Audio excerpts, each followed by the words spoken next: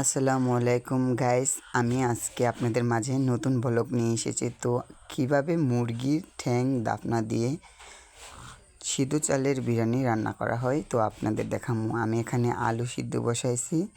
তো এখানে আমি মুরগিগুলা কেটে নেব। এগুলা কেটে সব মশলা একসাথে করে আলুগুলো সিদ্ধ হয়ে গেছে। এখন আলুগুলো ছুলে এখানে নিয়েছি সব মশলা। দেখুন গাইস কী কী রান্না হয় দেখুন। এখন প্রথমে আমি কড়াইটা গরম হলে তেল দিয়ে দেবো।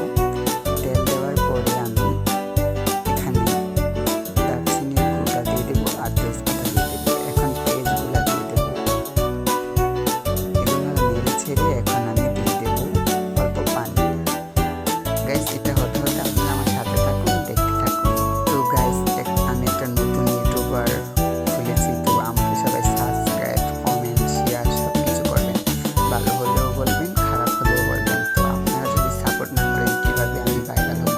আসলে কী বলুন তো, আমি ভাইরাল হতে চাই, রান্নাবাড়ি করে আমি সবাইকে দেখাতে চাই।